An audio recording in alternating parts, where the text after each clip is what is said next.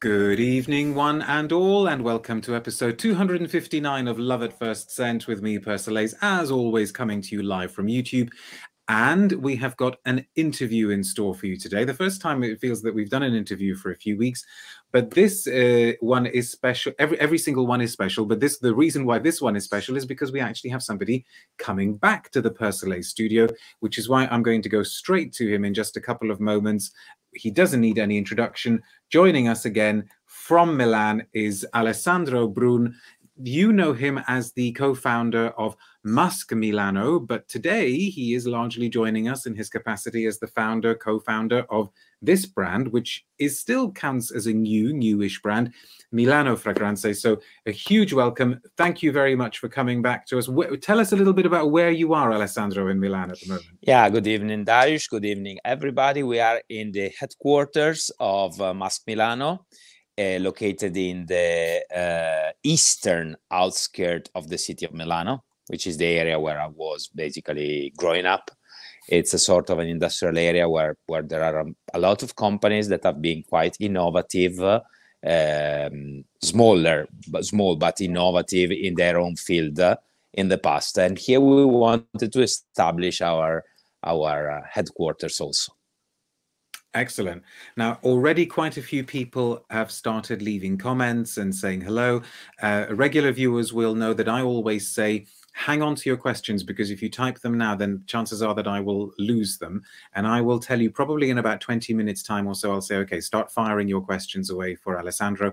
And it's always interesting for us to know as well where it is in the world that you're watching from, but you don't have to reveal that information if you don't want to. So, Alessandro, the first thing I wanted to ask you was, you launched this brand last year, I believe. Did anybody say to you that you were, to put it sort of mildly, you were crazy to be launching a brand in the middle of a global pandemic? Well, no. Why? Because my friends, our partners already got used to our craze. I mean, Masque Milano was launched in 2010, but the project started in 2008, which were the years of the global financial crisis. So doing it yet another time is just, showing how die hard, dedicated to artistic perfumery we are. And we spent the whole 2020 closed in our retreat and going through around 150 possible different creations. That was very long, but we had plenty of time. That was the best time in my life to dedicate nights to smelling creations and knowing that selecting out of 150 the final 8 or 10 to finally launch was compatible with this unique moment of our lives. It was a moment of reflection, actually. 150 sounds incredible. We may come back to that, but what was the germ of the idea? Because in terms of brand identity, you've already got one brand that's got Milano referenced in the name, and this is another. So some people could say, "Ooh, is this a little bit close to that one?" So what was the thinking behind why you felt this deserved to be a brand on its own? There are a number of points, but there are 3 main points. The first, you say Masque Milano is referring to Milano. Masque Milano is actually referring to the Italian musical opera, Italian culture and heritage. But besides the name, there's no specific reference to the Italian heritage. If you know the fragrances, Monte Cristo is dedicated to Tuscany. We have an island like Sardinia. We have the beautiful Mediterranean Riviera. We have fragrances that are inspired by British, Anglo-Saxon literature. So actually not specific reference to my beloved city. Second, the musical opera itself made the opera collection a very intellectual one. And we noticed that very deep intellectual storytelling is sometimes too much for a market that want to be impressed, more like sort of an impressionist painting rather than a Dostoevsky book. It's two different form of art, but the former is more direct. And so we wanted to have a fragrance line that was focused on a city, much easier in the storytelling, and third, with a new challenge, which is a different price point, a price point which we never managed to afford. The way we do the pricing of our fragrances is very simple. We take all of our cost, we add a margin, and we have the retail price, okay? That means it's impossible for Masque Milano, because of the cost structure, to be able to position at a more affordable or inclusive price. It's a very exclusive brand. So during the pandemic, we attempted to do something focused on Milano with a much, straight storytelling and with a pricing that was sort of nice, considering the value that we are offering with each and every bottle.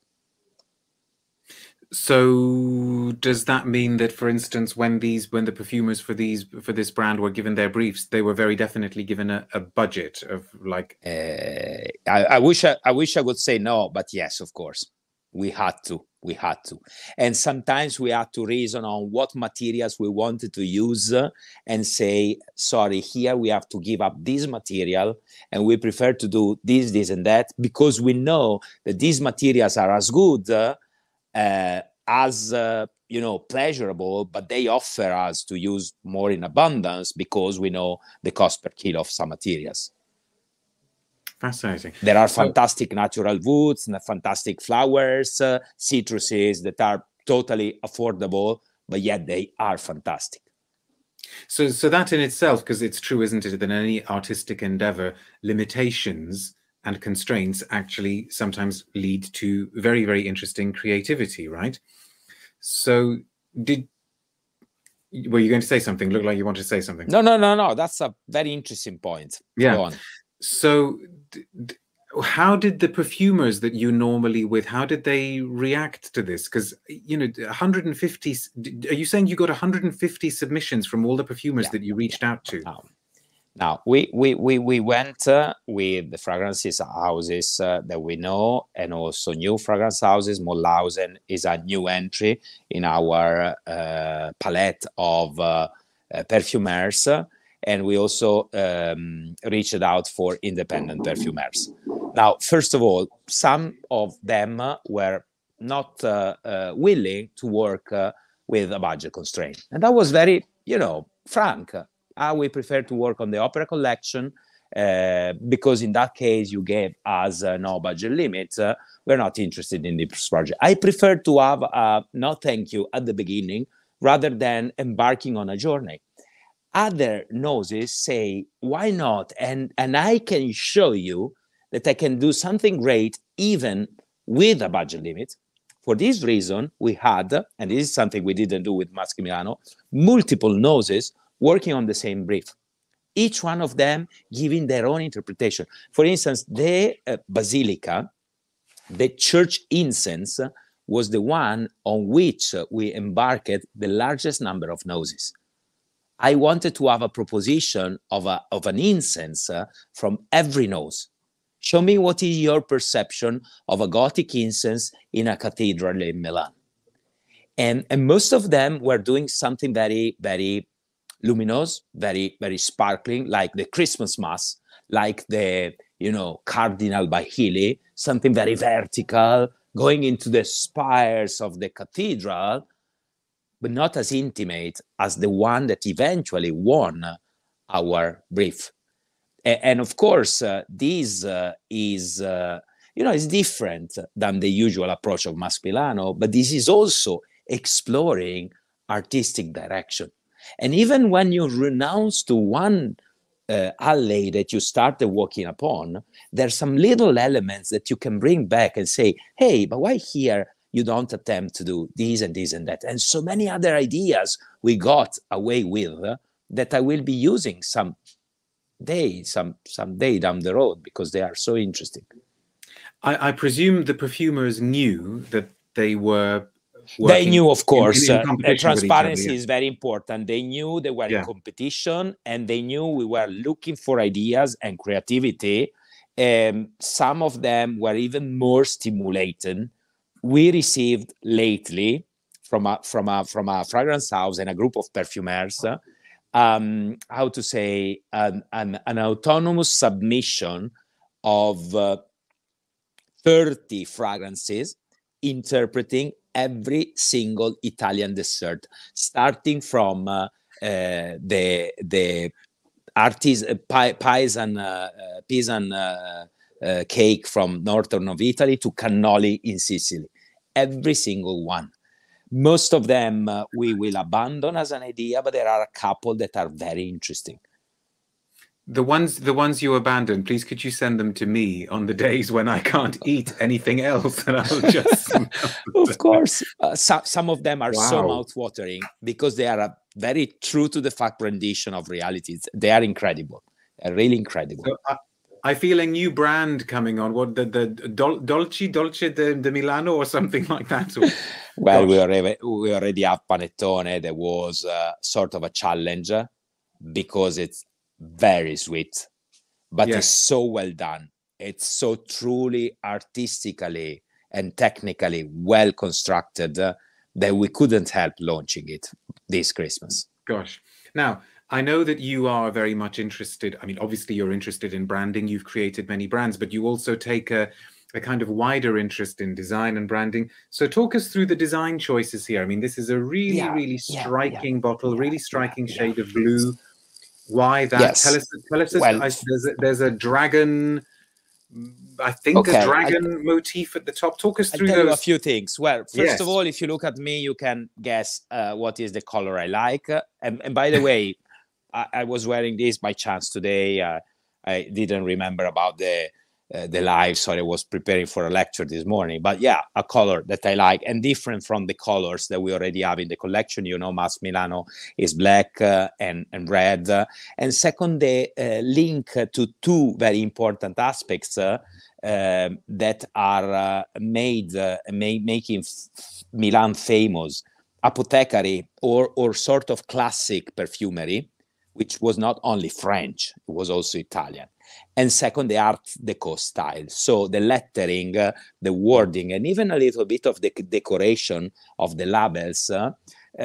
By the way, that came very handy because, to be frank with you, with a label, I save some money versus the silk printing. And this is very important. But with a label, I also have the possibility to express the kind of decor that was very popular in the Art Deco beginning of the 20th century era. So we have this sort of slightly decorated, essential lettering, Art Deco style. And this is it. The bottle will come with a little upgrade because the first batch was done with stock bottles, but we don't like that much to have a stock bottle because another brand might have the same one. So bespoke bottle, 99% identical to this, don't worry, but with our logo in the glass and with a little, as you call it, dragon on the back, will come soon. Okay, it simply took 1 year to develop the mold, and so we started with standard one. So this is blue. Go on, yeah. You were going to say about the blue. Yeah, blue was a color that was very popular in the glass and crystal at the time. They call it blue 1800 because in the 18th, 19th century, it was very typical to have glass production done in this kind of color.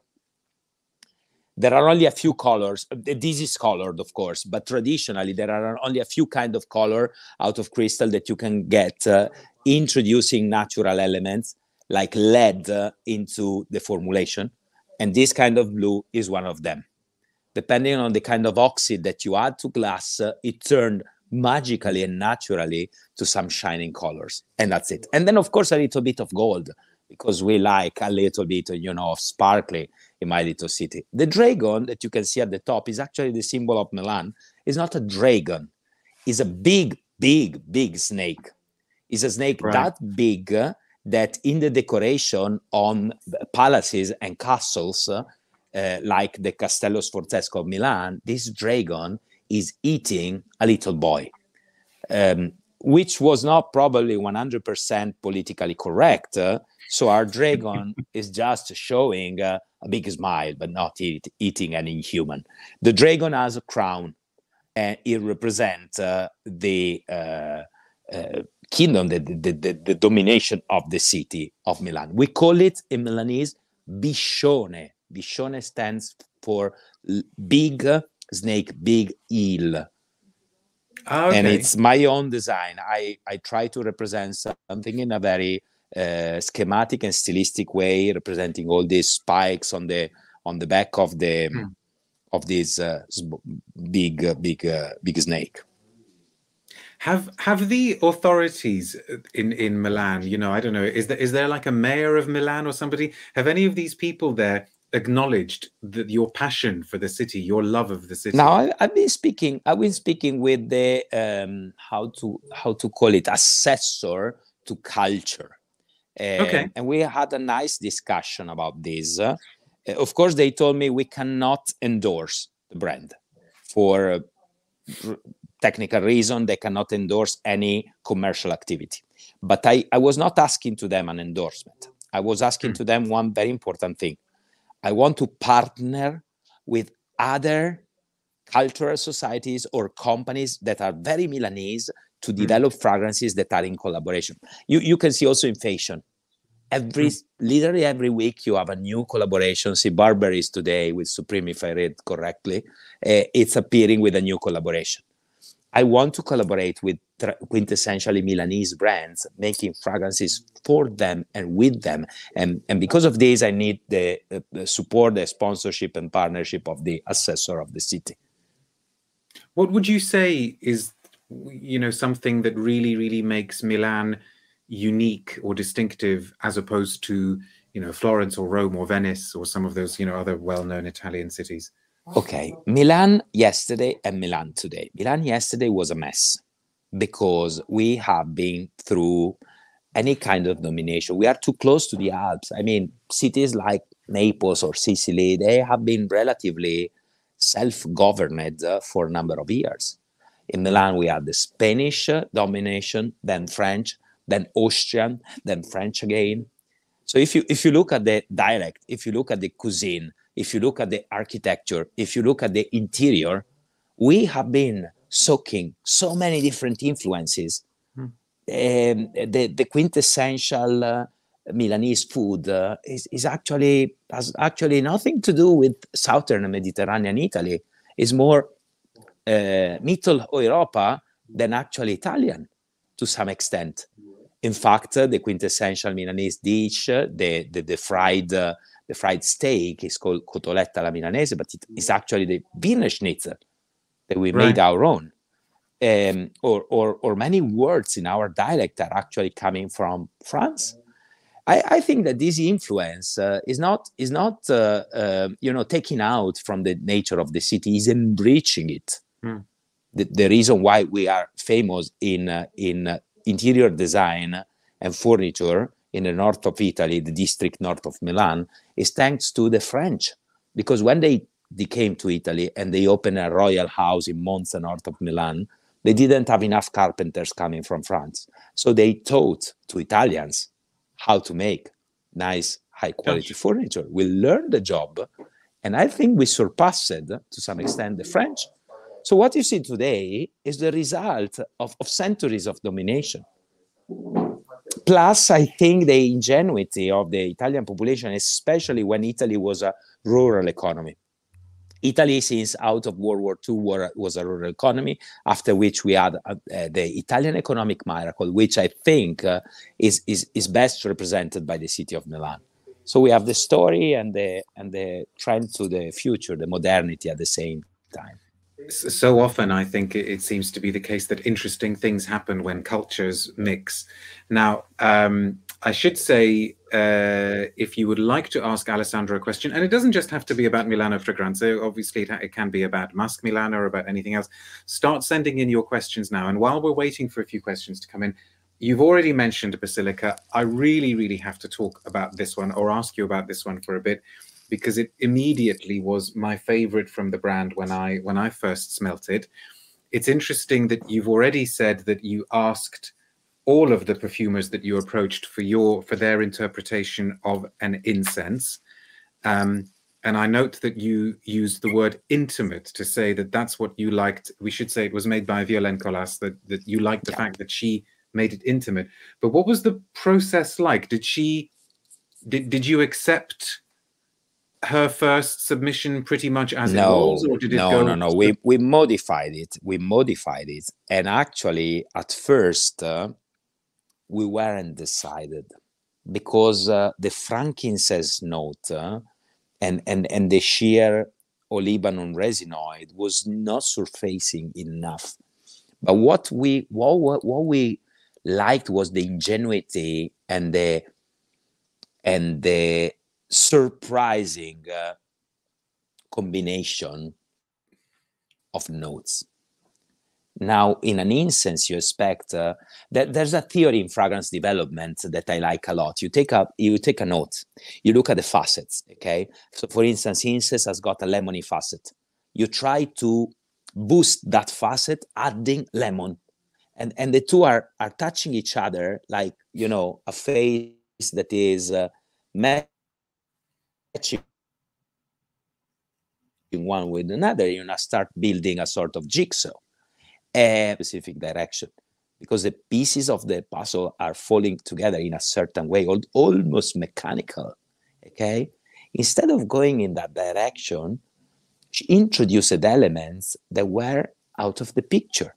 Rosemary and thyme. I think that rosemary and thyme, I mean, it's more a combination you expect from Scarborough Face. I think from you know, British herbal markets. They're not in a church, but yet they were able to represent cold yet intimate space. Then the second brilliant intuition was whenever there is incense, there is also candle lights, and these candle lights are melting into wax, and the wax of the candles in the church is not flavored, but the feeling, the texture of the melt candlelight wax, seen aesthetically, can make you think about warm milk or hot milk, which, by the way, brings you back to the memories of the womb of your mother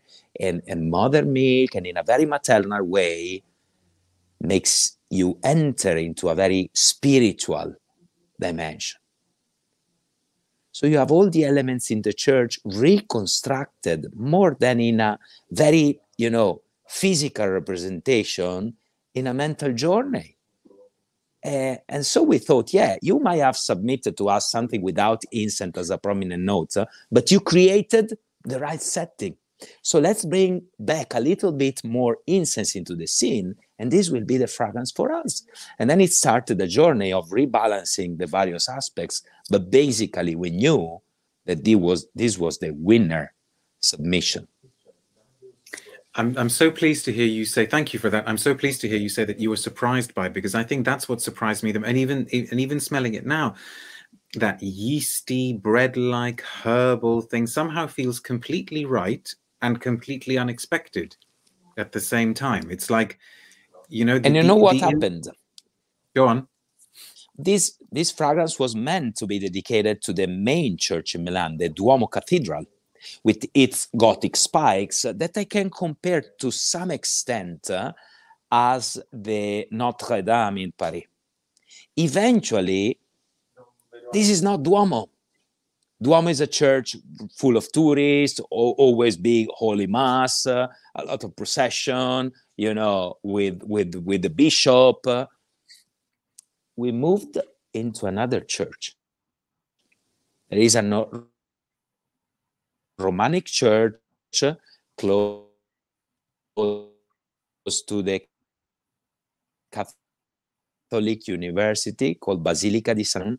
and it's Milanese that are going there to have 15 minutes of reflection alone, rather than I never go to Duomo Church, you know, with tourists and with the lining before entering and the ticket and everything else, okay? And so it became Basilica, inspired by this Basilica di Sant'Ambrogio, imaging sheer stone and brick walls, and no tourists inside, choir singing, a cappella, so just the monks singing, and this echo of the empty church. And this is, everything of this is truly masterfully represented in this combination. I agree. And also, you've just answered Rachel's question, but I'll put it up there to say thanks for asking the question, Rachel. She's writing from Minnesota, and she's saying, did you name Basilica after a particular Milanese church? And you've just answered that. It is the Basilica di Sant'Ambrogio. Fascinating. Really, really fascinating work. I'd urge all of you to try it if you haven't already. The Arts Traveler here has got a question. The final 2 fragrances in the Dream series, so obviously that's from Masque Milano, when will they be released and what are they? Okay, this is a little bit off topic, but Masque Milano, we promised to conclude the collection with 16 fragrances, and the last 2 are ready to be bottled. I cannot reveal the names. The names will be revealed in a global presentation early April. The number 15 is a fougère by the French perfumer Stéphanie Bacouche. Right. She created quite a few interesting fougères already, Invasion Barbarique. And the last one is inspired by the chase of Cape de Nakab to Moby Dick, the unchaseable white whale in the ocean, with, you know, that fight between man and animal, developed by an American Argentinian nose now working for IFF in Brazil. So we couldn't go and visit him. This is the first time I develop a fragrance without sitting physically with the nose. But in the past 2 years, going to Brazil would have been a little bit of a complicated stuff. The name of this young nose is somebody to watch out, Christian Alori. Okay. And the last fragrance of the collection, the last Dream, is interpreted by Christian Alori. And then that's it? You're not going to be... And then that's it. With the opera collection is closed. We have other projects, but the opera collection is already a lot, 16 fragrances, and that's it. Thank you. So now let's kind of go into another one from this brand, because we've got a question here from Woozy, who wants to know what's the main difference between the iris in La Tessa and Galeria. So this is your opportunity to tell us a little bit about the Galeria scent from Milano. First of all, in Galeria there is a nice iris note, but La Tessa really has a splurge of 3 different types of natural iris. Okay, so no way in Galeria we would afford the same level of iris. But the second and most important point is that in La Tessa, iris is central. In Galeria, what is central is the supple leather of the lady's handbag. Imagine this. Galeria was the living room of the Milanese, the living room of the European elite, where you go shopping until fin de siècle. You go with your hansom, with your coach to Piazza Duomo, close to the covered Galleria, and enter. Maybe it was raining or cold outside, and have shopping and have food. So imagine how the nicest boutiques were developing there. The first Fratelli Prada boutique opened there more than 1 century ago. So imagine this lady going there shopping now, as they used to do a century ago, and buying the finest leather handbag. Then after shopping, the ladies can stay in one of the nice patisserie that we have in the Galleria. And while looking at the leather bag, and the leather is the first and most prominent note, they are smiling, drinking a cappuccino, have a few pastry, and looking at the objects within the bag, including the quintessential iris smelling powdery lipstick. So the iris is there just to complement the picture. It's not central. And it's supported by the classic, a little bit of harrow seeds, a little bit of sandalwood. So the iris note is made larger and more prominent thanks to the other elements. We managed in this way to make, I think, a quite interesting iris note without having to invest the budget that we had to invest in Tessa. And the leather is really, really feminine or unisex to me. It's not harsh. It's not motorcycle guy. It's really a very soft leather bag, totally wearable. I completely agree. And that image of that kind of vintage retro handbag, I completely agree with you. So Uzi, who asked the question, is saying, do you remember it was a pretty good leather scent? But I guess they really want to know, is the iris in Galeria more of an accord without using orris butter? We do have a concrete of iris roots, yes. A lower quantity, definitely, than using a Tessa, but yes, we did use some naturals. Thank you. Thanks for that. Am I right in saying, Alessandro, that all of the perfumes for Milano Fragranze have been made by women? Yes. In this case, it is a coincidence. It was not wanted. I mean, 4 out of 8 of the first launches were made by 2 sisters, the sisters Dominique and Michelle Molhausen. Notwithstanding their Hungarian-sounding surname, they are Italian, Milanese as can be. They were literally on the verge of crying when I offered them the possibility to collaborate on this collection. One of the most,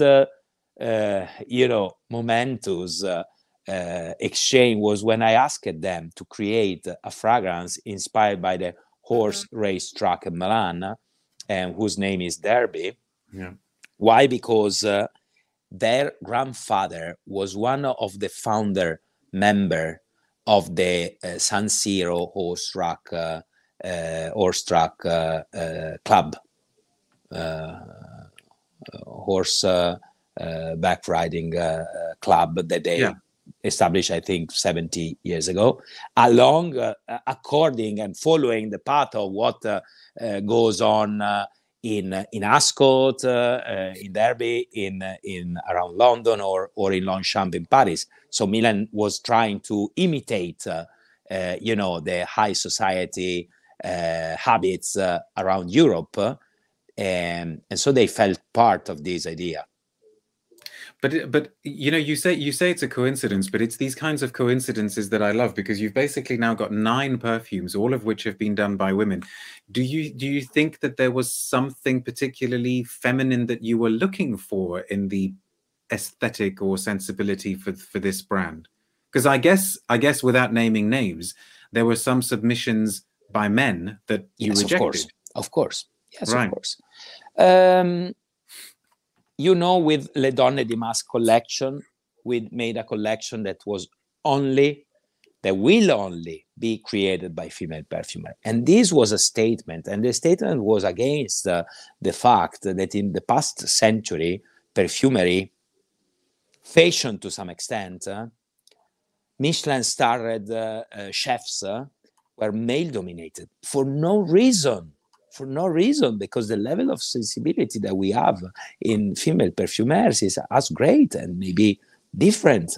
Here, a group of talented and young, very young female perfumers, they demonstrated clearly, and almost blind testing them because we were not influenced by the names, demonstrated that they have nothing to, nothing to envy to their male peers. And today the competition should be based on a very meritocratic attitude, and not depending on not only sex but also the provenance, the race, or even the country you're coming from. It's hard for us because we are based in Milan and traveling frequently to France, but having, for instance, a Latin American nose developing from Sao Paulo is the demonstration that really today inclusion is the way we can keep creating something different. Otherwise, we will be repeating ourselves over and over again with something very similar. Absolutely. An interesting question here from Kristen A, who says, many people, when they go on holiday to a foreign country, they buy perfumes. So is there a fragrance or perfume that every tourist visiting Italy should try and maybe even buy as a souvenir to remember Italy? Apart from everything from Milano Fragranze, of course. Oh, have we lost you, Alessandro? Looks like we can see you, but for some reason we can't hear you, or are you back? Okay. This was bound to happen sooner or later. The rule of the game was that if Alessandro gets kicked out of the live stream, he will try to use the link to come back. Oh, and we may. I'm sorry, I missed you. No, you're fine. You're fine. You were only gone for a few seconds. You're absolutely fine. It's fine. Did you get the question though before you went? No, is there a fragrance? Okay. And then I lost the second part of the question. Basically, Kristen was saying, when people go on holiday to a foreign country, they like to buy fragrance. So is there a particular fragrance or perfume that you think they should buy to somehow represent Italy, apart from, of course, everything here? Okay. I would answer in a different way. And I noticed I'm reading very keenly every review that everybody is doing on my creations.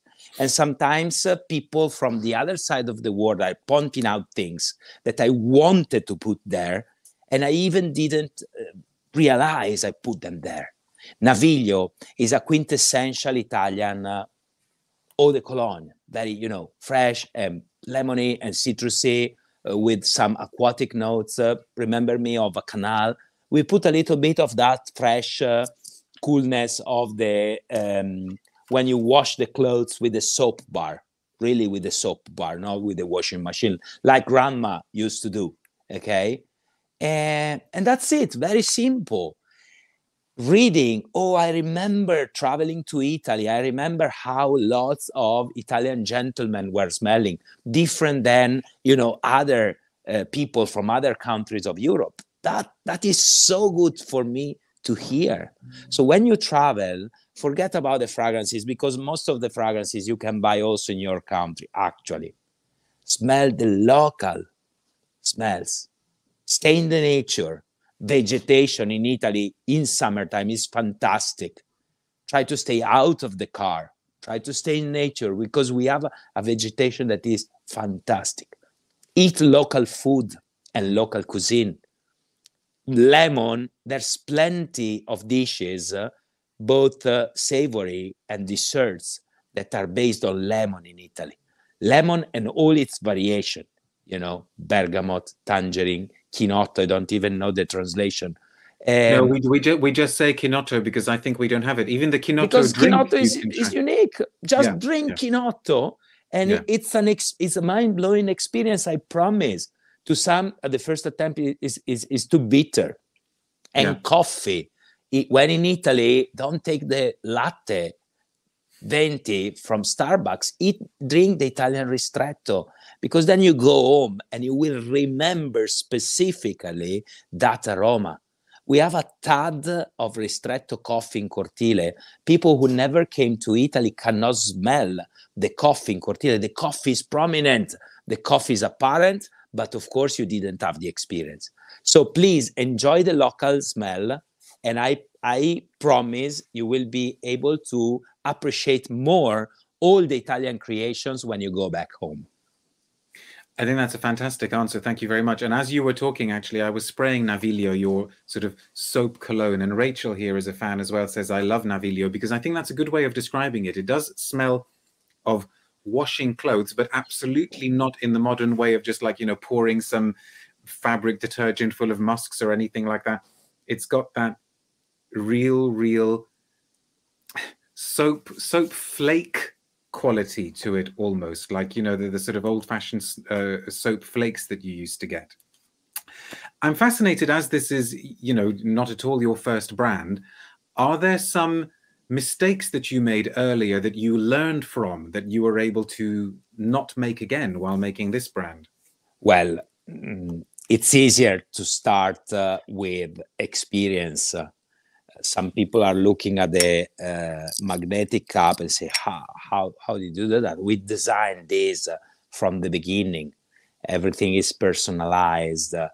We develop a collection of assets ranging from the blotters to accessories, the hand sanitizer, which are helping us to let the brand renown quite rapidly. We started with a collection.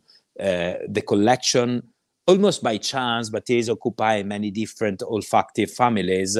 So we have the incense, we have a couple of florals, we have the cologne, we have the green leathery, we have the supple leather, and this is helping developing markets. So yeah, there are a number of things, and plus 10, 12 years ago, we needed to knock at the door of every single nose, say who we are, telling them the whole story, and asking them, please work for us. Now it's easier. I don't want to say, I don't want to brag, I don't want to say we are famous, but when I write to a nose, typically they know who I am, and it's much faster to start, a discussion. And that's also probably why we got so many submissions. Really well done. Really, spending time on us. They didn't just send us something that was ready, because clearly we pointed out some notes we wanted to smell, and the notes were there. So I'm happy that, after a few years, part of this community, we are start being truly part of the community. And I think you're right. Thank you so much for your time, Alessandro. I'm not going to let you go without talking about one thing. And thank you very much to everybody for all of your questions. Now, you won't know that before Alessandro and I went live, we always take about 5 or 6 minutes before the lives to make sure that everything is working. And I asked him what his plans for the future might be, in the same way that a lot of you have been asking what his plans for the future. And he revealed something truly, truly exciting. So I'm going to ask you to tell us how much you're able to tell us, because you've got another brand up your sleeve. Tell us about that. Okay, so basically there's another passion that you don't see totally represented in here, and is the passion for vintage perfumery. A couple of years ago, I had the incredible opportunity to buy a brand that was established in Milan in 1778. I already owned some pieces for this brand. And the brand itself went bankrupt in the 1950s. Then it was registered again, and it happened to be on sale. So I bought the brand. The brand is called Migone and Company. The brand was based in Milan, and they not only did perfumes, they did a number of products. They were very famous at the beginning of the 20th century for magical products. They were speaking about magic once upon a time for growing bird. So if you go on our website at the moment, there are 2 products, one for bird, it's a bird balm, and one for shaving. It will be my pleasure, and this is only to let the brand know, it will be my pleasure for those of you wanting a bottle of this to gift you with one bird product. Just drop me an email if you want one, and I'll add to the package, because we want the brand to be. That's very kind. renowned. Thank you, Alessandro. Anyway, sorry, carry on, but that's very kind. It's nothing, because when we made the research, when I bought some calendars, some catalogs, some single pieces from 1880 something or 1890 something, I spent 6 months doing an extensive research on eBay, and we got pieces that are crazy. I studied the whole story, and we found out there's nothing, surprising, that this guy was systematically traveling to France, copying the new formulation that French brands were introducing at the time, Germ, Piver, and the other, and introducing in Italy similar variation. The only fragrance at the time that was quintessentially Italian was the Violetta di Parma. But all the other trends, the Chypre, the leather from Russia, the Bois de Portugal, the Jockey Club, all the major brands had the same fragrances in their catalog.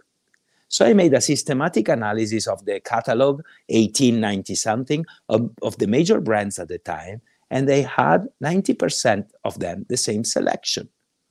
So I went to the Osmothèque, and I bought some books, including the PS, the 71 PS, to see the original formula. We had an Isipka apprentice spending with us 4 months to reconstruct, not reformulate, reconstruct and wait the original formulas. And we're spending some time smelling the original formula. There's only one problem with this original formula. They are no longer legal, but they are mind-blowing. Mind-blowing. The quality and the vibrancy, not only of the leather, but also the florals. Those flowers were a slap on your face. No comparison with today's fragrances. So we thought, we are crazy, are we? So we can bottle those kind of essences, knowing they are not IFRA compliant, but we put them in a crystal bottle as fragrance for the sachet for the you know. What, like a? I forgot the word as we well. call like it fragranza per fazzoletto. Fragranza per fazzoletto, things like that, yeah. Means that you pour some drops on Right. your handkerchief, yeah, and you don't use them on your body. But if we can do that, we do something magic. And I don't know if people they are buying them just to smell personally or to use here. I don't know, but we want to do something crazy. We went to Florence. There is a fantastic company doing artistic crystal bottle. I designed the bottle. I had them developed.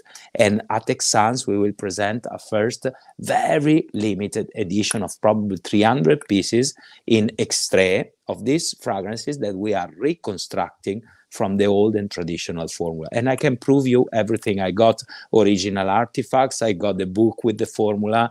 This is not BS, if you see what I mean. I don't know what is going to happen, but it's going to be a journey into truly traditional perfumery. This sounds too exciting. And just in case you didn't pick up on what Alessandro was saying there, he's going to showcase the brand at the next edition of Esxence, the big perfumery exhibition, which happens in Milan, which this year is going to be in mid-June. And when I get the proper name of the brand from you, Alessandro, I'll include it in the video description below, because people have already sort of said that they want to know more about it. So Great. Good luck with that. Good luck with that. I have a feeling I will be asking you to come back for another interview to start to talk about yet another brand which prominently features the letter M, because you've got Milano Fragranze, Masque Milano, and this one sounds like it starts with an M as well. Yes, it is Migone. You got it. Yeah, you have an obsession with the M. Yeah, you seem to. Okay. Thank you very, very much for your time today. Thank you to all of you for watching. Stay tuned for information about more videos and interviews coming your way. But until then, be good. Thank you so much, Alessandro. Thank you, Darius. Thank you, everybody. Arrivederci. Bye.